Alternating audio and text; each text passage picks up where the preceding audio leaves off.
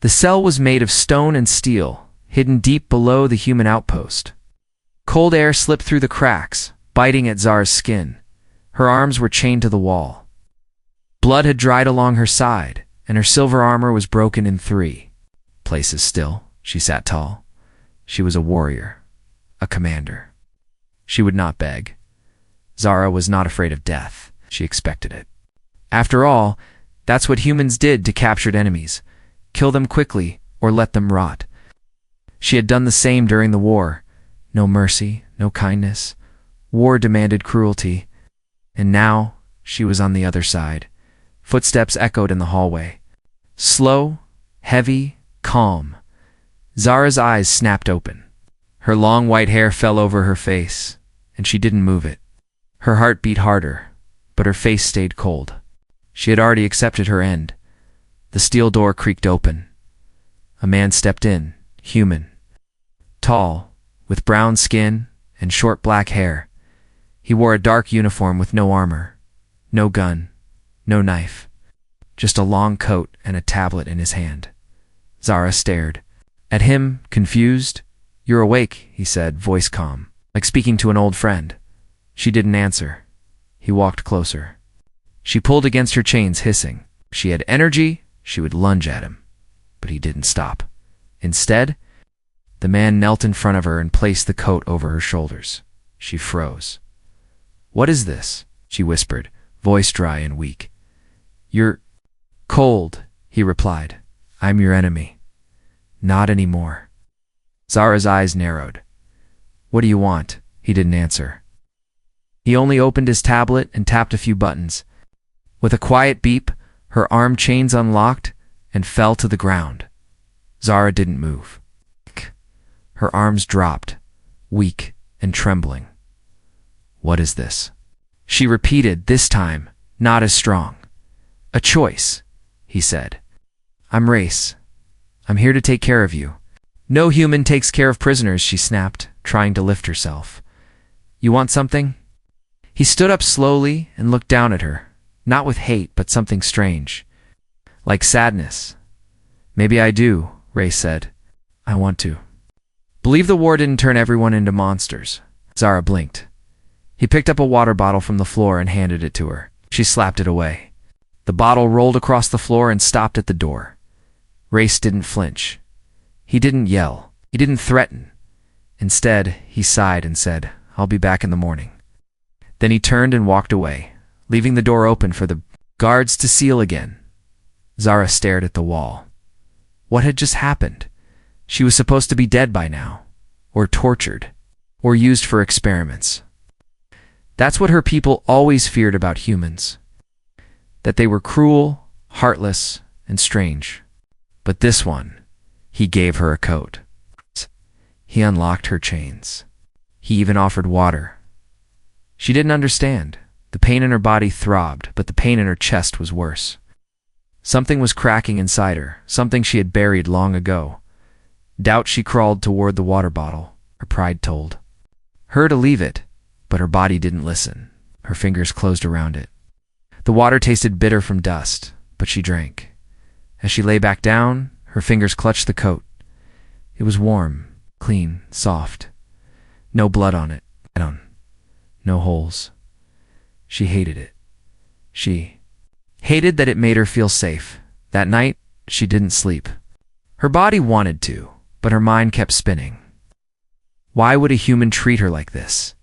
And worse, why did it matter to her? She remembered her capture. Her army had fallen. Her blade had shattered. It's the last thing she saw before blacking out. Was his face. Race's face. Carrying her out of fire. She had assumed he brought her here, to break her.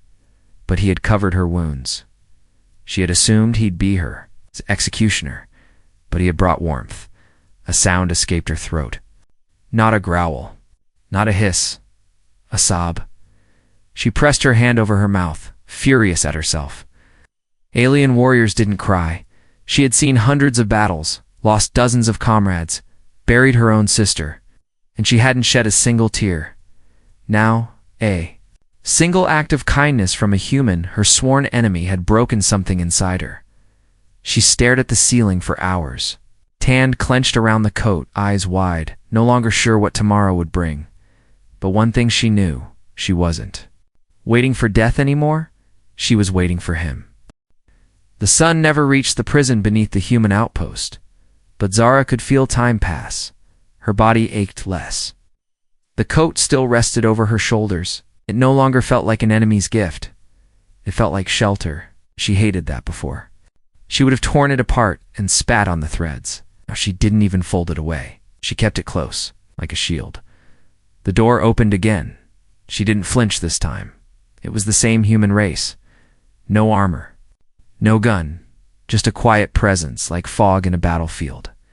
He stepped in, holding a tray. Simple food, steam rising from it. Real food, not prison blocks. Zara sat still, arms crossed. "You came back," she muttered.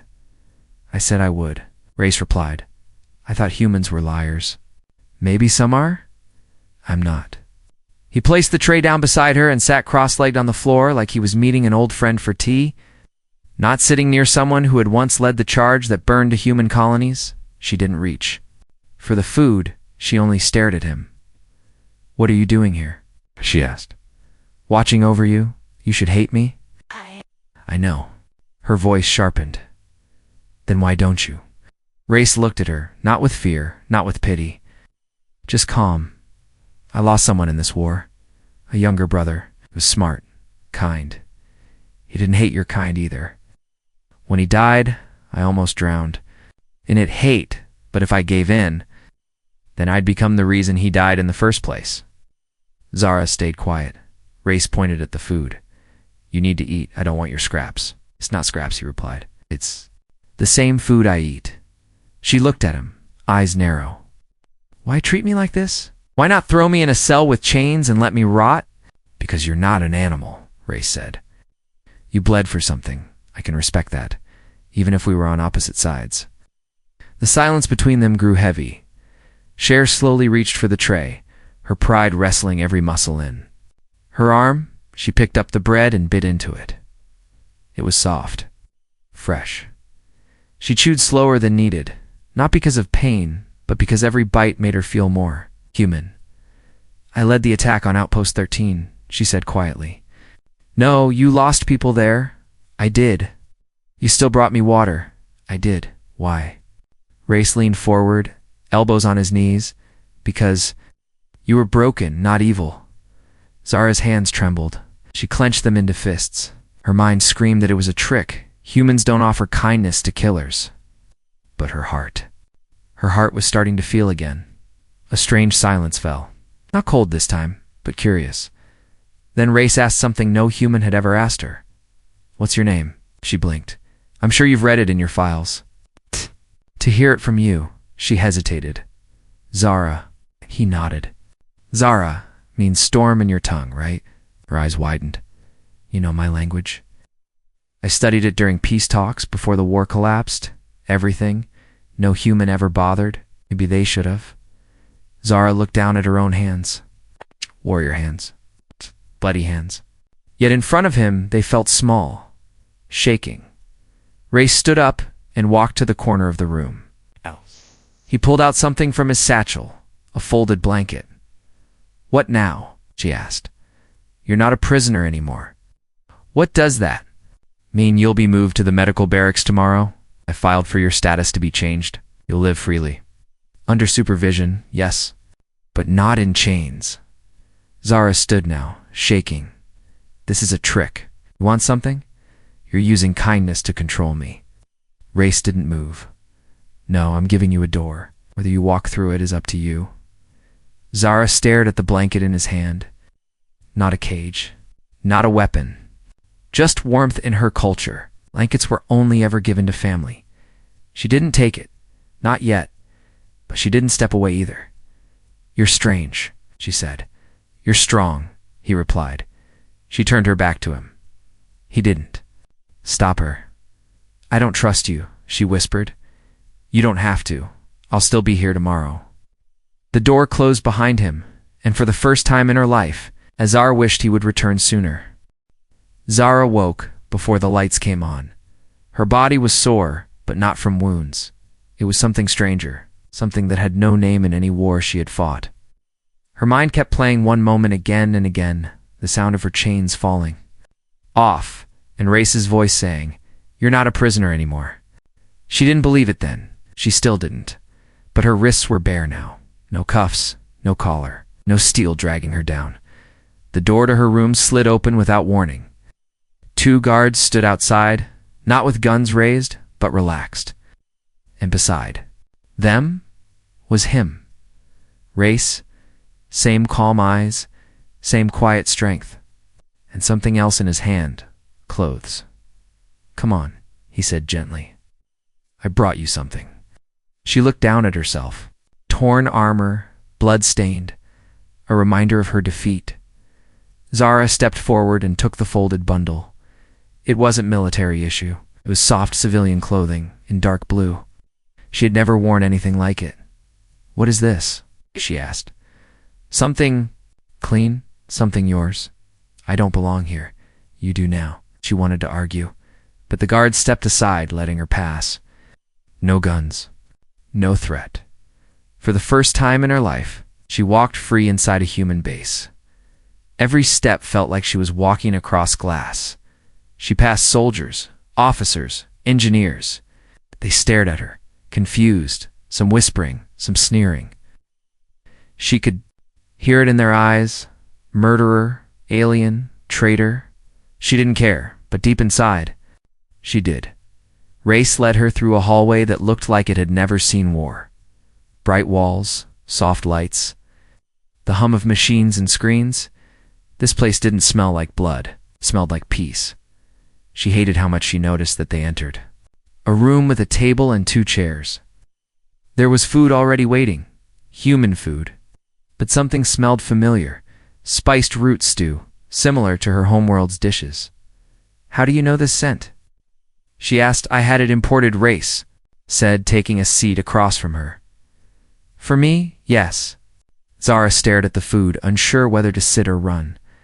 "You think this will make me loyal?" she asked. "No," Race replied. "I just think no one should heal on an empty stomach." She ate. It wasn't just the food that filled her. It was the silence. No shouting, no orders, no pain. After a few bites, she looked up. "You still don't fear me?" "I'm not stupid," he said with a small grin.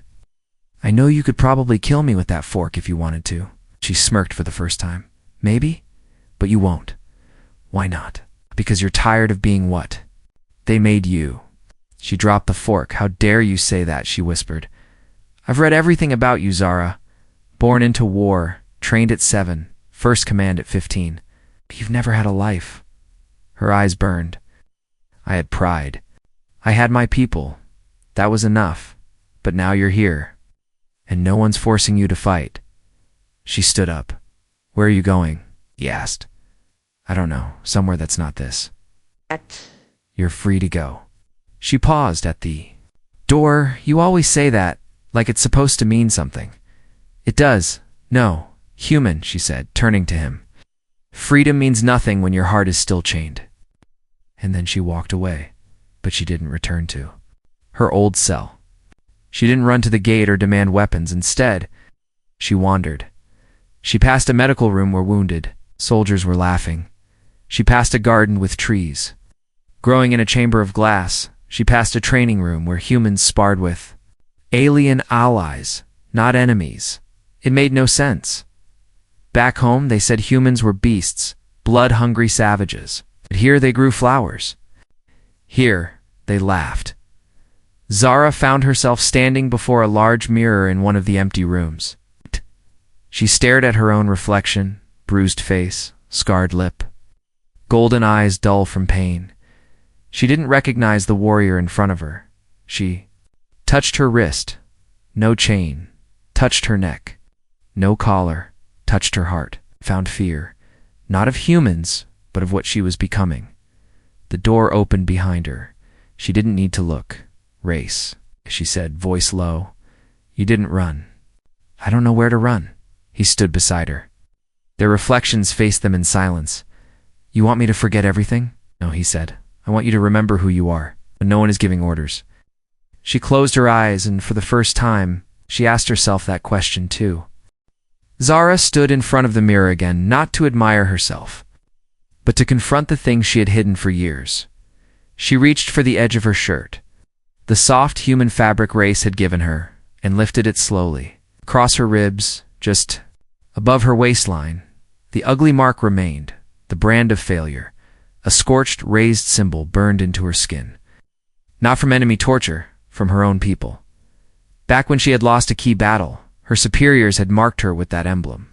As punishment, it meant disgrace, shame, cowardice. She never cried that day. She stood still as the iron pressed in, smoke rising, the pain stabbing through her bones. She wore it under her armor, hidden behind rage and victories. But now, in a place where no one had tried to hurt her, stung in ways it never had before, the door behind her slid open. Race walked in, arms full of folded gear and data tablets, expecting to deliver routine items. But the moment his eyes landed on her exposed side, he stopped. She didn't flinch. She didn't cover it. She just let him see. "What is that?" he asked quietly. Zara didn't turn around. A sentence. For losing, he moved slowly, placing the items on the table. "They punished you? For retreating?" "No," she said, "for surviving." Race stepped closer. Zara braced herself. She expected questions. Maybe even pity.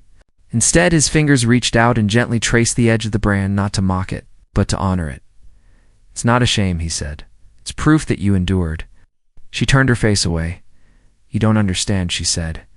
"In my world, it means I was weak." "In mine," Race replied, "it means you're still standing." Zara's voice cracked. "I was a commander, a protector. They trusted me. I lost them."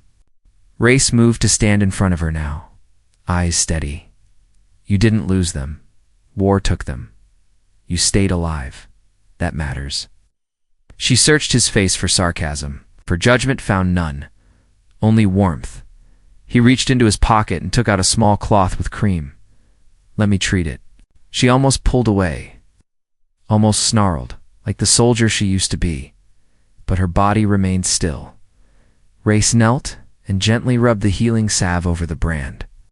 His touch was slow, careful, not the touch of a human claiming victory, but of someone trying to mend what others had broken. Zara whispered, "Do you treat all your enemies like this?" "No," he said. Ow. "Only the ones who stop looking at me like I'm one." Her lips twitched. Not quite a smile. Not yet. They sat in silence for a moment, the air around them soft. Then she asked, "Why do you care?" "I don't know," Race admitted. "Maybe because when I look at you, I don't see an alien. See someone who never got a chance to be anything else but a weapon." It hit something deep inside her. She lowered her shirt. Slowly this time, Race stood up and reached for the tablet he'd brought in. "I was supposed to give you this," he said, placing it in her hand. "Your official status has changed." She frowned. "To what?" He met her gaze. "Protected non-combatant." "Protected," she repeated. He nodded. "You made that decision?" "I did. But if I kill you in your sleep, you won't." "Are you so sure? Because you're not that person anymore?" She stared at the tablet, then back at him. Her voice came out softer than she meant it to. "I don't know who I am now." "Then take your time," Race said. "You're not on a battlefield anymore. No one's forcing you to pick a side." Zara clenched the tablet tightly. He walked to the door but paused before leaving. "Bye." "The way," he said, without turning around. "There's a music lounge on the east wing. They play old Earth songs in the evenings. If you're curious." The door slid closed behind him. She stood there alone again. But the room didn't feel like a cage anymore. She looked down at the brand once more, then at the tablet, and for the first time, she didn't feel like a prisoner. She felt like a person. The night was silent. Too silent for a place that once echoed with war. Zara lay awake in her assigned quarters, staring at the ceiling. No chains, no cold floor. A real bed. Clean sheets, soft blanket. Things she never asked for. Things she Never thought she'd accept. Her body rested, but her mind didn't. She had spent so long sleeping with one eye open, with a blade under her pillow. Now she had no weapon and no reason to fight, but the fight was still inside her. Then everything changed. The siren screamed. Red lights flashed through the hallway outside. The air shifted. Something deep under the ground rumbled, like a growl from a giant beast.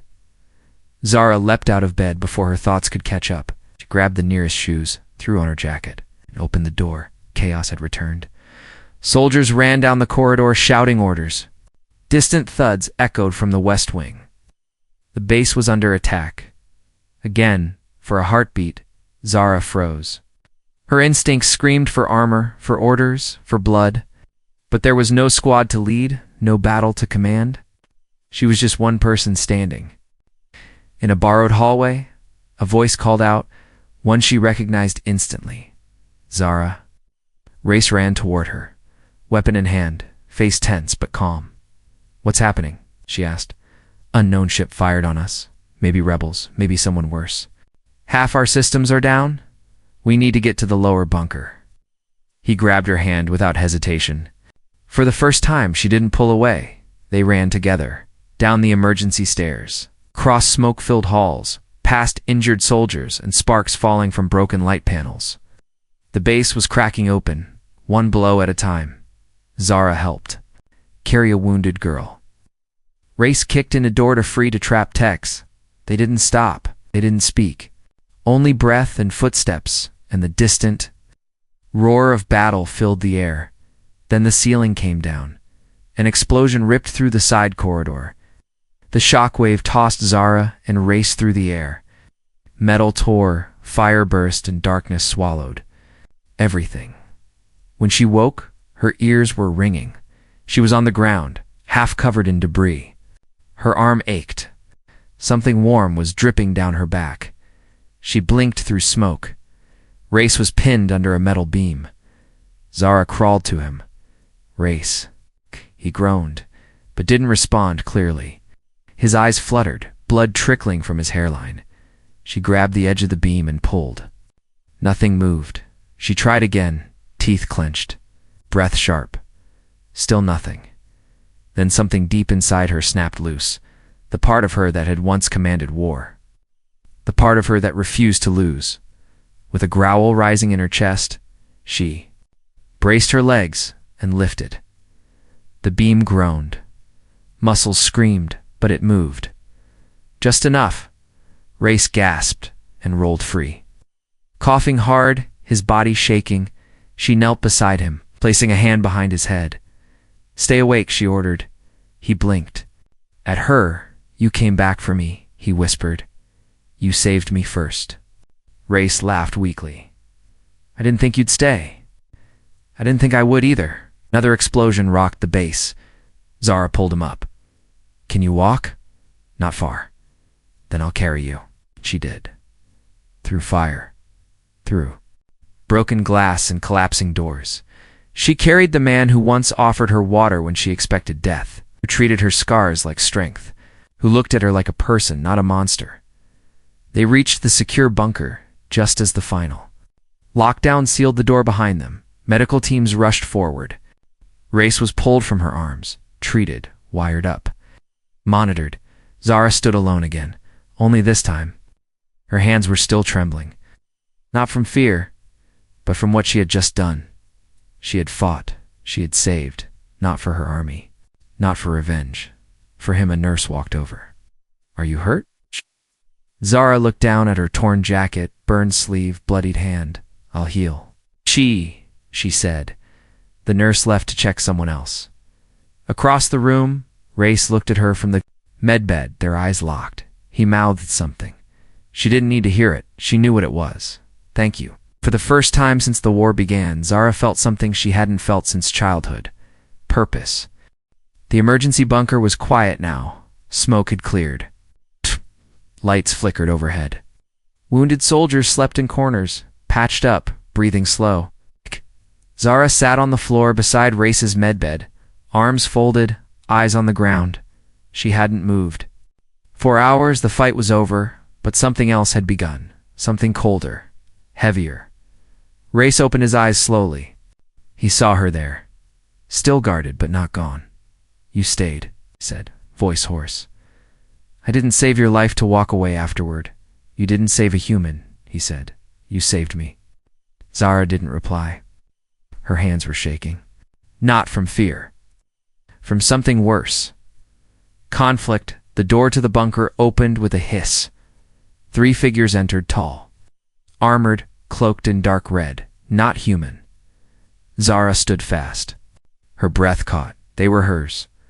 High envoys of the Jirani Empire, commanders of what was left of her people's war efforts.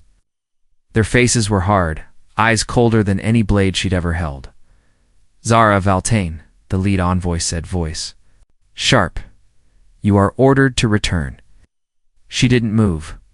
Race sat up in his bed. "She's under human protection," he said. The envoy didn't look at him. "She's Jirani. She belongs to us." Zara stepped forward, slowly. "I thought I was marked as a traitor." "You were," the envoy replied. "But after what you did during the attack, saving humans, defending this base, the council has decided you're still useful. So now I'm worth something again," she said, bitter. "You will return. You will report. You will serve." Race stood, despite the pain in his leg. "She's not going anywhere unless she chooses it." The envoy's eyes finally turned to him. "When who are you to speak for her?" "I don't," Race said. "I just know she's not the same person you left to rot." Zara's heart pounded. Her blood called her home. Her language, her honor, her memories. They lived with the Jirani. But her conscience, her choice, stood beside a human with no reason to trust her, no reward for defending her, no chains keeping her here, and yet he stayed. "Zara," the envoy said again, "this is not a request." Zara turned her head slowly, looking at the alien who had once given her orders, once branded her in silence. And then she looked at Race, bruised, worn, still standing. "I fought for the Empire," she said aloud. "I led armies, I buried friends, and when I failed, you carved fire into my flesh and left me for dead." The envoy said nothing.